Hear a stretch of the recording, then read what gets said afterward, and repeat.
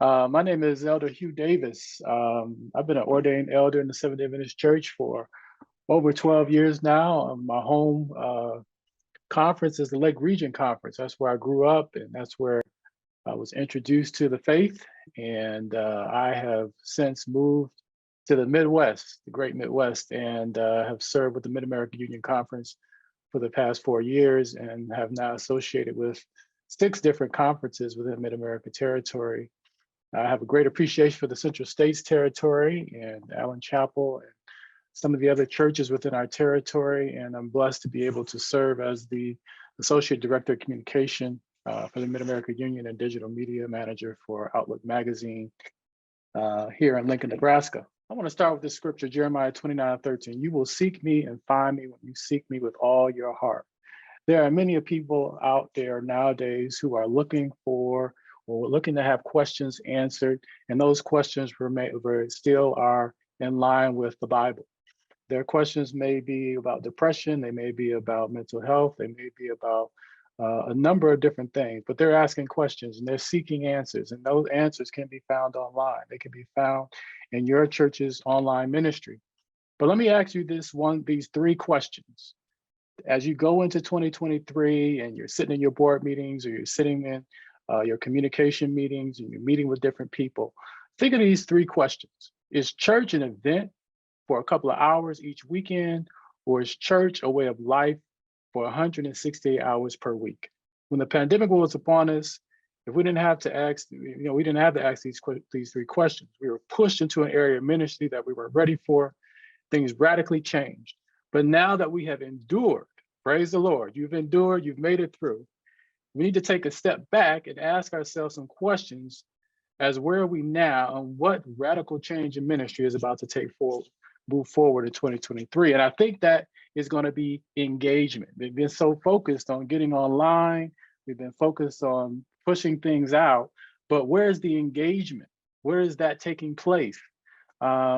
If we didn't have this medium, the traditional medium would be engagement. It'd be like, where is visitation at our churches? Where is that taking place? That would be the question we'd be asking 10 years ago, 3 years ago, what have you.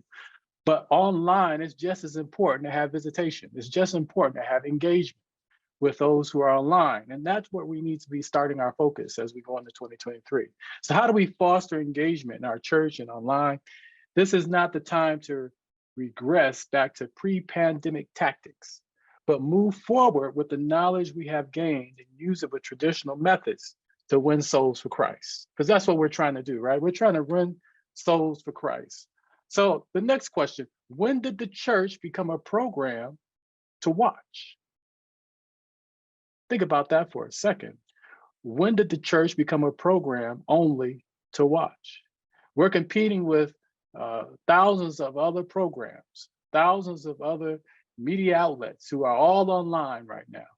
And church has become programmed to watch, to sit, to consume. But this is where the local church can come in and have a foothold, because nobody knows your members like you do. Nobody knows your community like you do. And so when we talk about the church can no longer just be the building, because we've left that space, we've moved online, and now we are in social ministry. We are no longer that church that sits on the corner or that church that sits wherever you reside. You have become an online church, and now you have to keep in mind that you're just not delivering programming. Different platforms serve different purposes for different audience. And we need to examine that for a minute. Because the third question is, are we really interested in digital discipleship? And this is a term that's being used now. We use Facebook and YouTube to get people into the building. That's our goal for social media. It's been to just put this out there and maybe we'll get people to come into our building. But that's not really what digital discipleship is. That's not what social ministry should be about. We have to take another look at what that means. And so when did this success, which is my third question, become building a following more than building the kingdom? A lot of times we're focused on our followers, we're focused on how many likes we get, but how are we converting those likes into people who are wanting to get to know Jesus more? who are wanting to have a relationship with him. And so this is where we need to, again, look at what is social ministry and what does that look like? And how can we expand on engagement? That's what we're going to talk about this morning. So why do we track how many people like our posts, but not how many people choose Jesus because of them? And what would we do if they did? If someone came to your website, if they came to your Facebook page and said, I want to get to know the Jesus you know, what would you do? What does that look like on the traditional sense? Your Bible worker, if you don't have a Bible worker, your elder. How do you connect those people with them? Is there a process in place? Is there someone following your chat? Is there someone following your Facebook page? And that doesn't mean that you have to be watching it 24/7. That just means I'm going to set some dedicated time, maybe 30 minutes, to go through the chat, go through the emails and see, is anyone asking or requesting things of us, and how can we meet that need? I was part of a church at one time where they had a prayer request link on their website, but nobody was checking the form to see who was asking for prayer requests. And when you know it, there were prayer requests in those forms. So we have to just assign some responsibility to some of those things that we're already doing and tie a process to that to make sure that people are not being missed. The next radical change in ministry has to be how we engage with souls on the internet. This doesn't necessarily have to do with age. It doesn't necessarily have to do with particular people who are your regulars who come to church or your seekers. We all have problems. We all have fallen short of the glory of God. And so if we think about souls, who are we ministering to? What things do people need to be ministered about? This is what our ministries are about. Our ministries have to be a place where people feel like they can have their needs met. So when you talk about women's ministry, you talk about men's ministry, you talk about community service, you talk about all the ministries we have in our churches. Those churches are engaging with souls who have a specific need from a ministry to be met. And so when you are talking about ministry, just traditional ministry, how are you going to engage with those individuals outside your church and inside your church who have the same problems? Okay, so look at them as souls. Don't look at them as this is a person outside the church or inside. Let's look at them as souls for a little bit. YouTube is now the world's second largest internet search engine, right behind its parent company, Google, okay? And most churches use YouTube as a secondary broadcast channel, often streaming your weekend service and special events, without the context of YouTube being a search engine first, okay? So video sharing platform second. So we're not optimizing it, we're not using it to its full potential as much as it's been intended to use, because we're titling maybe our videos the date and the name of the sermon. And sometimes we'll hit it right because the sermon answers a question in the title. But how about naming this information we've just learned, naming our titles of our sermons by a question? How do I deal with forgiveness? How do I deal with depression? I'm giving generalities out here, but the easiest thing for you to do is just type into YouTube a question and see what questions come up and see how you can rename that. For our pastors, this is the greatest opportunity to me to introduce those believers or faith-based institutions that worship on a different day. You could repurpose your whole sermon and do a 2-3 minute spot just on a particular issue that you are helping people solve and putting that on YouTube. So when somebody is searching for something, they're searching for an answer, they see your answer to that. You could do a Bible answer YouTube channel where you just answer questions from the Bible that maybe your parishioners have asked. questions from you about? What are the frequently most questions that someone in your congregation has asked? Because if they're asking it, someone else has got. I've had people ask me, are dinosaurs real, or dinosaurs in the Bible? They ask all types of questions, and you'd be surprised how many more people have those same types of questions. Answer Bible questions, and just don't do it once. People like to binge watch. You got your Netflix and all these other streaming services. So get you about 5 or 6 questions that you can answer and put those up, and continue to build a catalog of questions. And hopefully what will happen is your members will now be able to share those with other people, because you have a unique answer from the Bible, from Scripture, that will help people get these questions answered. And then why not down the line, take that to an online streaming Q&A where people can ask you questions. This is just a little bit of how we may be able to engage individuals into our church and in our ministry. So remember, how videos are titled and categorized is highly important, because people use YouTube to learn how to do things or why things are done a certain way. So just remember that you can repurpose. I'm not asking you to create new content, original content. I'm saying, is there anything you have right now that could be edited down or repurposed to answer a question, or to show somebody how to do things, how to study the Bible? That could be one. There are a number of ways you can repurpose or create content that to put on YouTube, to allow your membership to share with their friends and neighbors about how you can connect with Christ. Instagram's primary intended use is a visual storytelling, which means posts should spark interest and conversation, not just consumption. Instagram's platform is not purely social, because while it clearly fosters connections between users and content, it doesn't necessarily foster connection among users.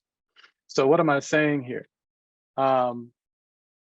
This is not really a platform for engagement. We're talking about engagement.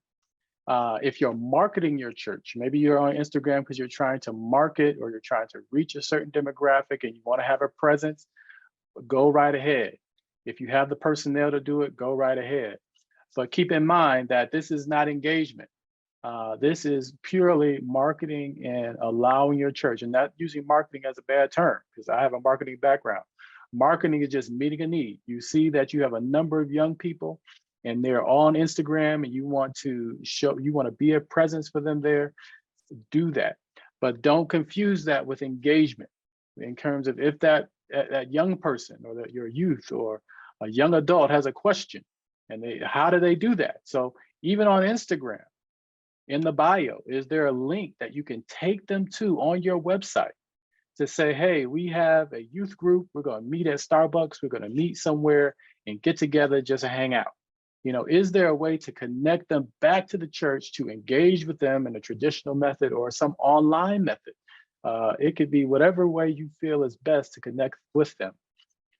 One of the most powerful opportunities Twitter presents is the ability to engage in trending conversations, to use hashtags as a tool to insert a voice of hope, faith, and reason to conversations that would otherwise deteriorate into arguments. Twitter has the capacity for social connectivity if tweets invite responses and if dialogue is encouraged. Again, I'm not saying you need to be on Twitter, but I'm saying understand how they are to be used, and if this is somewhere you need to take your ministry. If this is something you're not going to invest time in posting and engaging, maybe you don't need to be in that space. But understand what it's there for. And if you can use Twitter in that way, or you have someone in your church that can engage in that conversation, that's fine. But remember, this is what Twitter is for.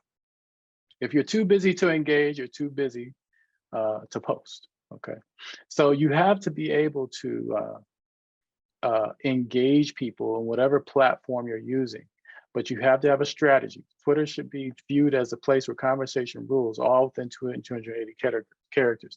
Twitter can be a powerful tool. This may be something that individual in your church uses, maybe, or what have you. But as a church body, how are you using Twitter, if at all? The last one I want to address is Facebook. And Facebook has gone through all types of issues, and controversies, but it still remains the dominant platform on the web. And the algorithm distinction Facebook makes is rooted in the company's goal to drive relationship building over content sharing. Whether that relationship is negative or positive depends on the user. And so as a church, when we look at Facebook, how are we using Facebook to engage our audience right now? We're just not doing a live, but are we doing something that allows you to connect and engage with the people who are there? Because that's what it's built for. The Facebook algorithm views high engagement as correlated with personal interest, and personal interest is foundational to relationship building. So the more engagement Facebook sees a post having, or that's why you may see a live stream with a lot of comments and things like that show up in different in your different profiles. That's because it's saying, oh, this must be of interest to someone. We need to allow their friends to see what's going on. And so you have to keep that in mind, just not on your lives, but in other things that you do.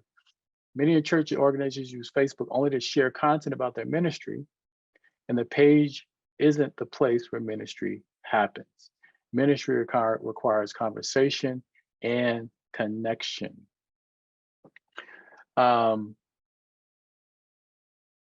So when we're thinking about that, there's a number of things that we can do. And I'll go into that in a little bit in terms of Facebook. But when we're talking about Facebook and what the possibilities are, we have to be able to be comfortable having conversations. And I would say that it doesn't always have to be the pastor. It could be an elder.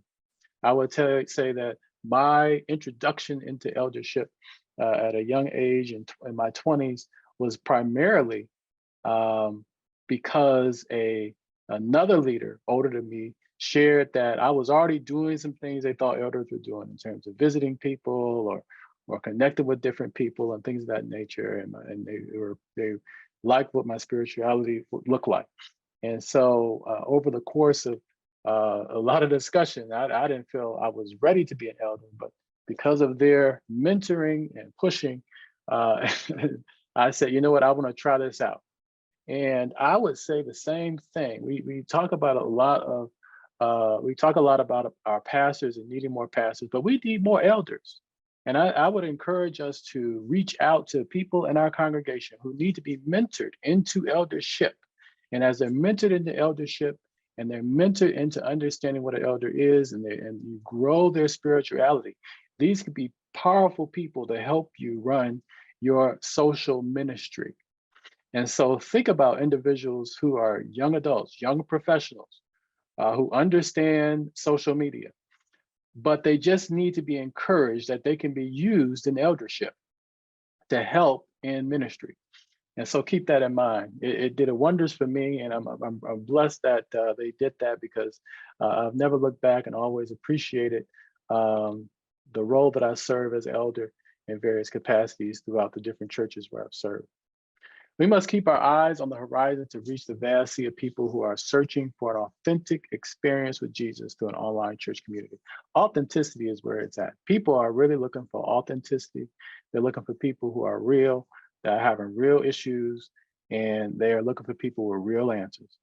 And my personal belief is that online, if you're not comfortable sharing your authentic story, what you can do is just educate. What has the Lord done for you? Where is the Lord taking you? How have you gone through a certain situation, and how has the Lord led you through that? It doesn't always have to be something that you're not comfortable sharing at this point. That's not for you. But what you can do is educate people on how to get the answers that they're looking for, whether it's sending them to a Bible study that's online, or sending them to a group of people that you have at your church that are meeting. The point of it is, can you be authentic in your response and not some generic do this or do that? All of these things that I just shared are out of the book, From Social Media to Social Ministry. She did a great presentation. At the end of this presentation, I'm going to share the video that she gives related to this. And I am going to encourage you to look at that and go through that. But this is a great book. It is for young and old. It will open the eyes of so many people when you think about social ministry. The next thought leader I want to introduce to you is Carey Nieuwhof. 3 reasons church online isn't actually killing in-person church attendance. Online church doesn't shrink your in-person attendance, but instead will grow it long term. Okay, think about this. Many factors are creating stagnant or declining church attendance these days. I know you may have wanted, when church opened back, people to just come back in droves or back to where you were before you left. But church online isn't why people aren't coming back. In fact, it's one of the key reasons people might continue showing up at all, because you have online church. From sick and shut-ins to young people to youth and young adults who still have a connection with the church through that online experience. You still are engaging them through having that online experience. To understand why this is the case, think of church online as serving 3 functions: a front door, a side door, and a back door. And let's discuss those real quick. Years ago, even long before COVID, the physical front door to your church was no longer your real front door. So number one, church online is the biggest front door in history. At some point in the early 2010s, we started going online, and we had websites, and everybody wanted us to have a website, and we got websites, and we tried to introduce our church through there. And so anybody that wanted to know about your church went online and they checked out your website.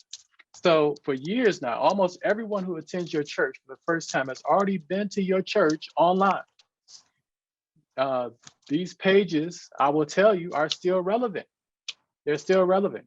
You still have to keep your website up to date. I found churches update their Facebook page more than their website. Or if your Facebook page is more active than your website, at least just point people to the Facebook page. Make it a general page where people can know where to find you, where you're having the most activity. Let your website be the bridge to your online presence, to your social media ministries or other ministries that you have online. Allow it to give an overview of your church. Don't put information on that will date your website. Put information that will give people the information they need to understand your ministry and where to find you online, because your church's front door has moved online through the pandemic. It's online. It's not, it's not going away. And like I said before, people are going to visit you online before they come visit you in person. Number 2, church online is a powerful side door. Your church's digital presence makes it possible for people who aren't there to engage not only on Saturday, but anytime they want. This means people affiliated with your church can engage not just one day, but any day and every day. And like I said, think about this as a powerful way to get other people outside your faith inside your church to understand what you have to offer in ministry. That could be anything from our theology on different principles. It could be our health message. It could be our men's ministry or women's ministries or what have you. Or like I said, realigning your sermons to 2 or 3 minutes. Take something out of the sermon you already have, put it online to feed people on Sunday. Post that thing only on Sunday. So when on Sunday comes around and people are looking for answers about something spiritual, they see you there as well. And then now they're seeing that there is something else out there beyond what they're typically used to seeing. And so you have this side door entrance that people are available to get access to your church. 3, church online hasn't been a backdoor for a while now. Given all the disruption that's taken place and the myriad of digital options that have been available for years, anyone who saw church online as the easy way out is already gone. And so what we're saying, even if your church doesn't offer an online service, hundreds of thousands of other churches do. People who really want to do church online and skip the building are already doing it. This means the backdoor potential to your online presence is minuscule compared to the huge front door and side door potential we just talked about. And even for someone who exits now for digital options, you have the front door and side door potential in ministry available to get them re-engaged. So digital church isn't the enemy, of in-person attendance, but its greatest ally. For years, the church dreamed of sharing their message with a wider audience, but when the technology to do that actually showed up, fear became our dominant reaction. And you know what? Praise the Lord, we overcame and we came through this pandemic. We used the technology and we have been faithfully moving forward in that direction. If you really want to reach people, it's never been easier and it's never been more needed. You have nothing to lose and everything to gain. Remember, social media is about marketing. Social ministry is about disciples, okay? We're trying to disciple people into the body of Christ. And that body of Christ does not just sit in your pew. They are online people who are in your community, who need the saving grace of the Lord and the gospel that you can only provide, because at the end of the day, social ministry is about your community. You're going to be most effective in your own community of people. And so when you go online, you have to think about how can we connect with these people online? And I would say bring them back to the building for something specific that will meet a need. So what I've done is I've created this Mid-American Union Communicators group through Outlook magazine. And the title is going to change. It's going to change to Mid-American Union Digital Discipleship, probably within this month. And I want to invite all of you to join this group. This group is where you're going to see information like what I'm presenting today, as well as other information that will help with the digital discipleship. It is a place where we can ask questions, where we can get help, where we can build each other up. And hopefully through this group, we will be able to grow disciples for Christ in our respective areas. Think of this as your living room experience. These are people who have maybe would traditionally come to your house and sit in the living room and we would have a discussion about something, or you would have some materials or resources available. This is where you can have that online experience with them because they're already on Facebook. Why not have this same discussion or these discussions through a Facebook group?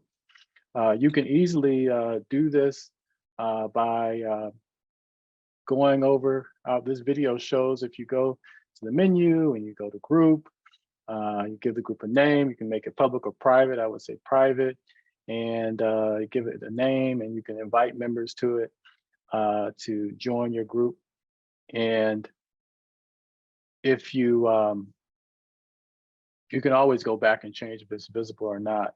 I want to talk about how do we market what we're doing? Sometimes we forget to share what we're doing, share what our ministry has to offer. And so that's where you may have to use a program to market or create some content, a flyer, digital flyer, or something to help you with that.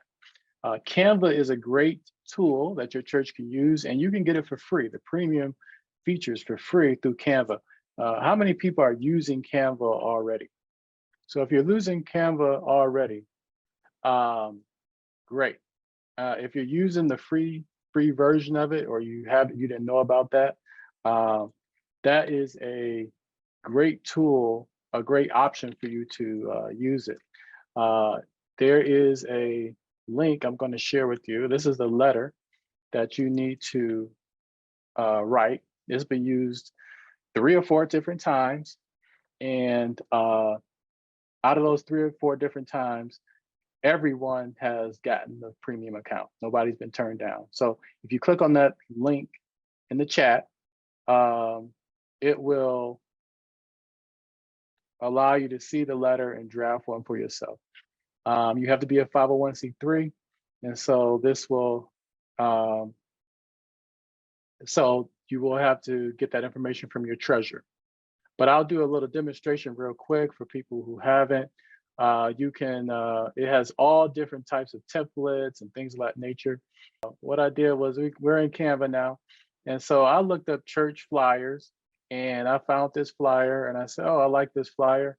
Let me see what I can do to customize it. And so I brought my own images in, but you can also use images that they have already and bring it into. That's why I like it too, because it has stock images.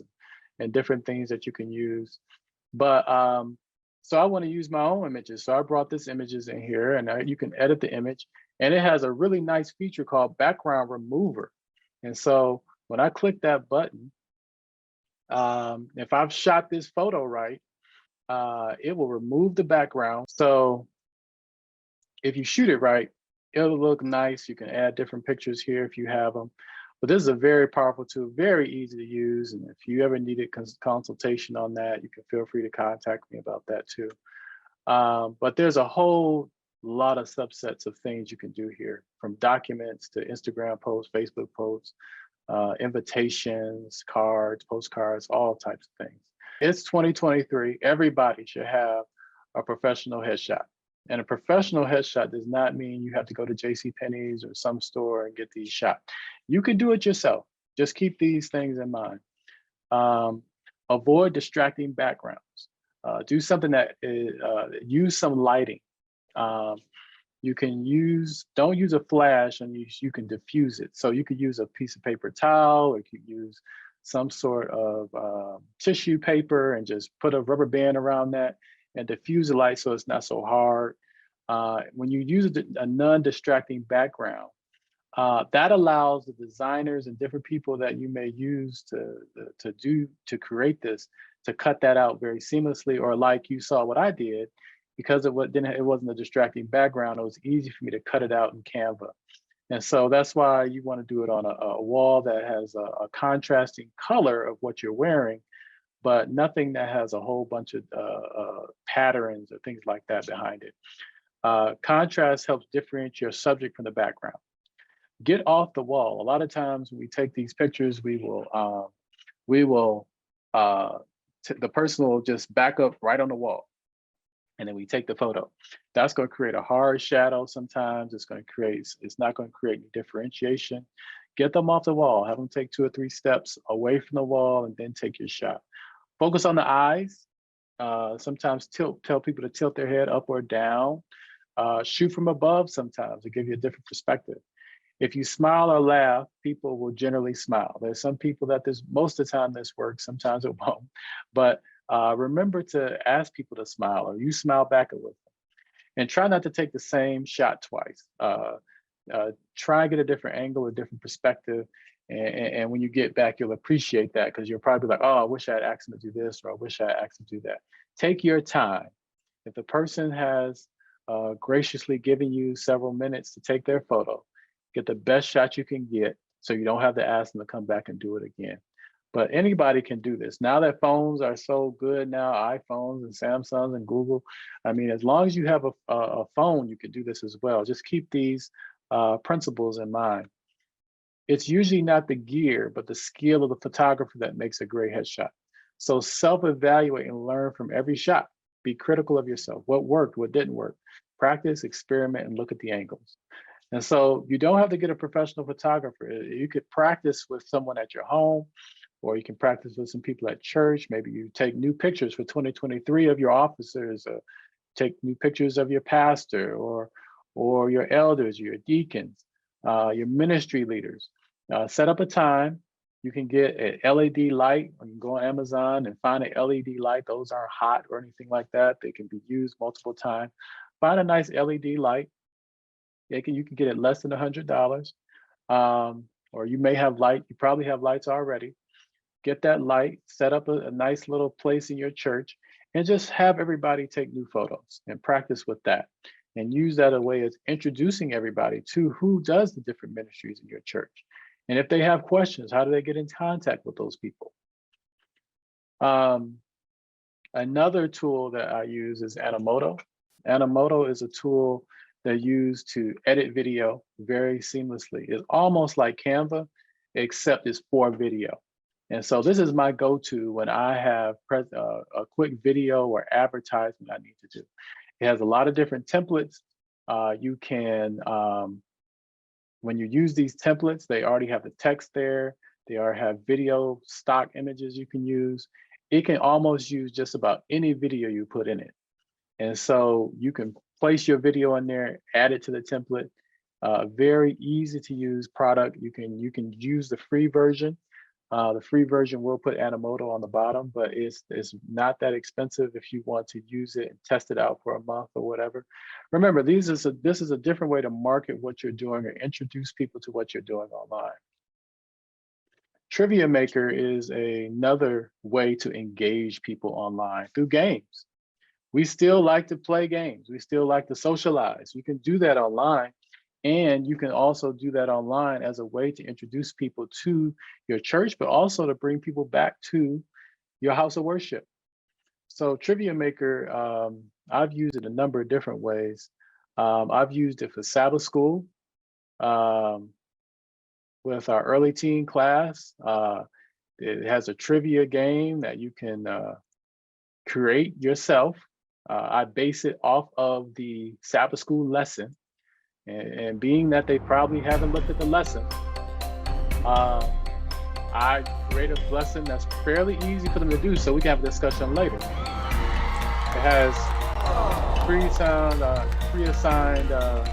things in it that you can use. It has pre-assigned audio things that you can use, applause and things of that nature. But I'll break them up into teams and I'll ask them different questions and things of that nature, and we'll just go through it. And this can spark discussion. Now, you could do this online through Zoom. You could do this through Zoom. You could do it through any platform that you can share. You could do it through Facebook. But think of this as a way to engage different people, to get them involved in Sabbath school. Start out with a game, and then through that game, have some further discussions about what they just learned through that Sabbath school lesson.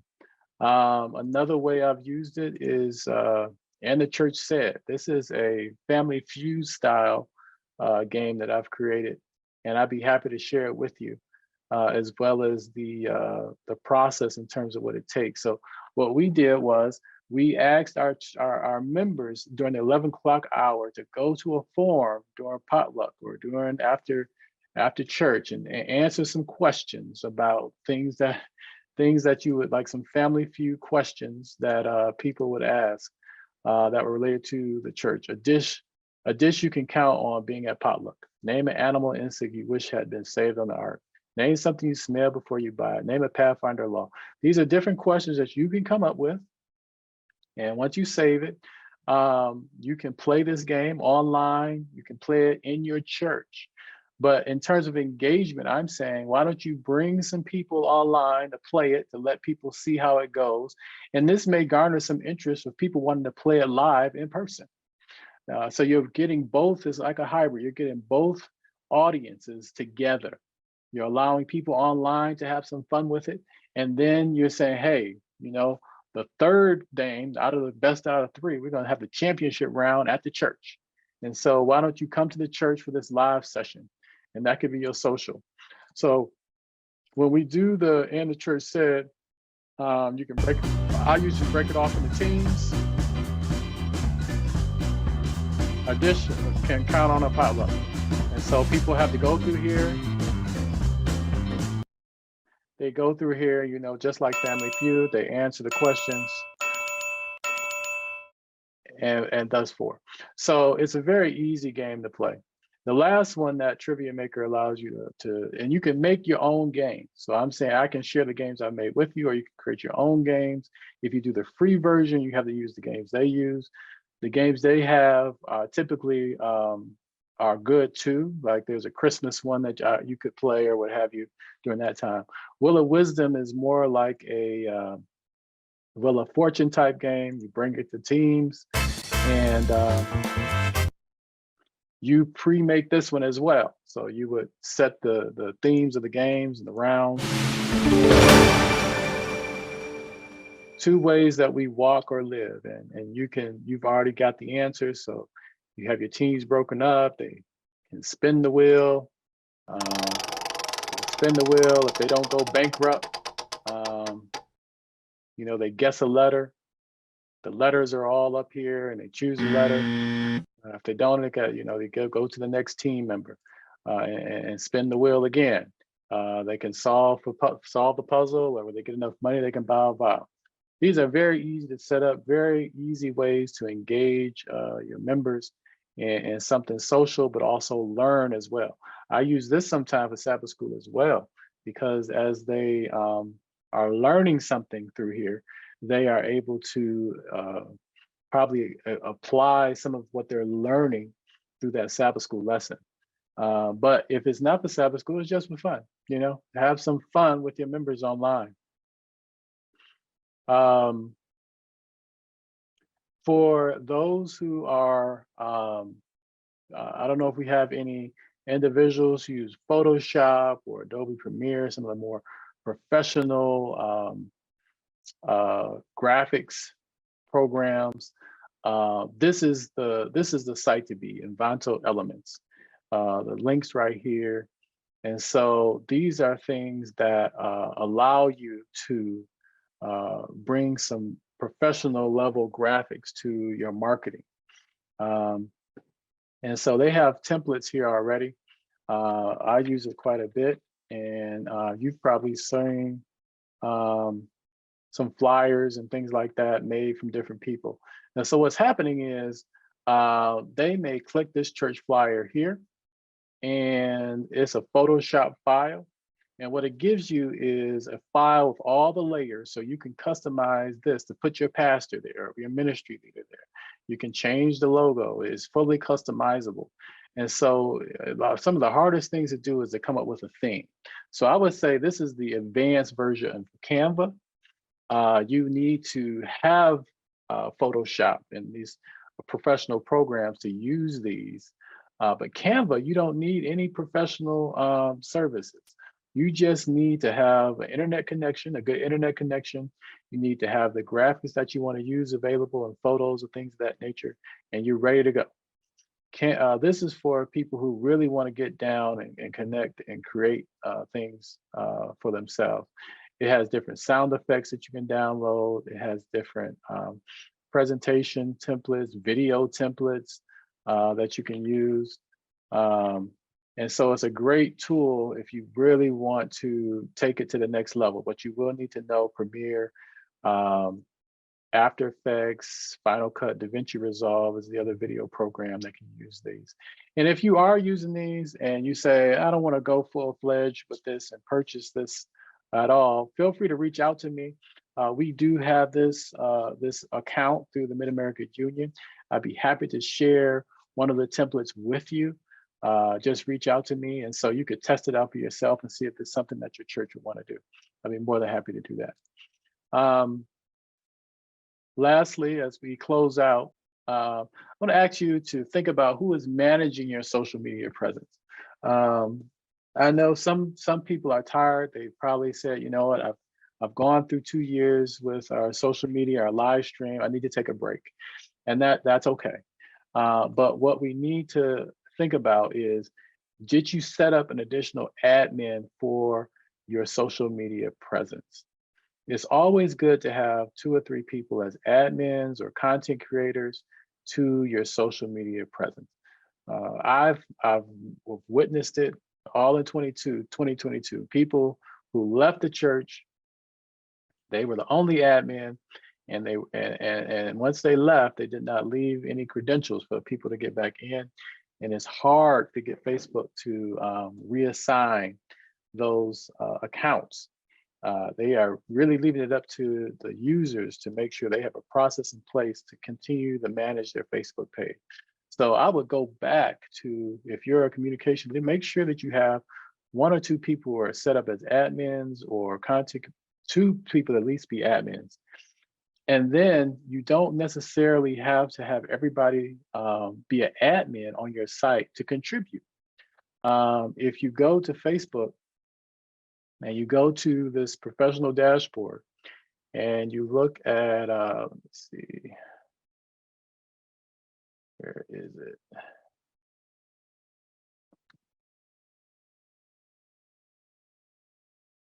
Oh, page access. So I have 2 people here with this page that are admins, and then people with task access, I have given them access. They can look at the insights, they can look at the data, the analytics of the page. And then we have community managers that I don't have right now. The community members can moderate, chat, comment, suspend, or remove people who violate community standards and see all admins for the page. So you can add different levels of management to your Facebook page to get more people involved. Like I said, whether you have individuals that you are growing into eldership, or you have young professionals who are familiar with this, maybe you just want them to add different posts and you will comment. Whatever way you want to do that, there's a way to not allow this to be only your responsibility. I would encourage that, to not let this be the social ministry or you managing Facebook. All training Uh, sessions will be coming to a close in 5 minutes. All training sessions will be coming to a close in 5 minutes, where we will end with prayer. Thank you. So you want to continue to build a group of people around you so that you don't get burned out. So remember that. Who's managing your social media presence? Add 2 admins to that page so you do not lose your account or followers that have gravitated to your online presence. Let that presence continue. Once again, this is being brought to you by Outlook Magazine and Mid-America Union. We appreciate the stories that are sent to us from Central States and the other conferences. If you want to know how to get published in Outlook Magazine, feel free to visit our website. I'm serving here on behalf of Brenda Dickerson, our communication director and Outlook editor, as well as our president, Gary Thurber. This video here will show you how to get published in Outlook Magazine or our website. It doesn't have to be a full article. Sometimes we're just looking for a picture and a caption sharing what God has done for you and how has he changed your life. I love this quote. When we talk about testimonies, think of our article as a testimony. And that testimony is, your goal is not to judge anyone or to force your lifestyle on anyone. Your goal is to simply share what it did for you. So your goal is to share what God has done for you. So when you're thinking about things to share online, when you're thinking about writing an article or submitting something to us, remember is we're not here to judge, we're not to force our lifestyle on anyone. God will do the work when we plant the seed to share what God has done for them. And so I pray today that this has been helpful to you.